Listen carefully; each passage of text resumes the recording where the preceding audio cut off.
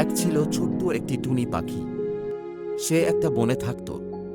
টুনি ছিল খুবই চঞ্চল আর সারাদিন এদিক সেদিক উড়ে বেড়াত। একদিন টুনি পাখিটি খাবার খুঁজতে গিয়ে বনের মধ্যে ঘুরছিল। তখন সে একটা বড় ফল দেখতে পেল। বাহ, ফলটি তো অনেক বড় আর রসালো মনে হচ্ছে। যাই, ফলটি পেড়ে নিয়ে আসি। ঠিক তখনই সেখানে একটা শিয়াল এসে হাজির হলো। শিয়াল বলল, এই ফলটি আমার, আমি তোমাকে এই ফলটি পারতে দিব না। তখন টুনি পাখিটি ভয় পেয়ে তার আগের জায়গায় গিয়ে বসে থাকে। শেয়ালটি টুনিকে ওখানে বসে থাকতে দেখে তার কিছুটা পাশে গিয়ে বসে ফলটিকে পাহারা দেয়। এদিকে টুনি ভাবতে থাকে যে কিভাবে ফলটিকে সে খেতে পারবে।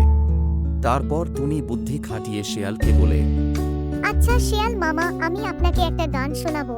আমার গান শুনে যদি আপনি খুশি হন তাহলে ওই ফলটা আমাকে খেতে দিবেন। শেয়াল গান শোনার লোভে রাজি হয়ে যায়।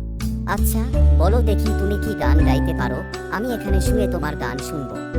তখন টুনি তার মিষ্টি সুরে গান গাইতে থাকে।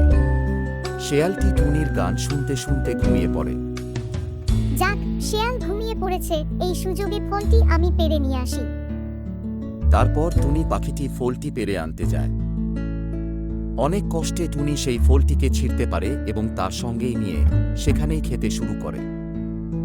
শেয়াল ঘুমিয়ে থাকার কারণে সে টেরও পায় না।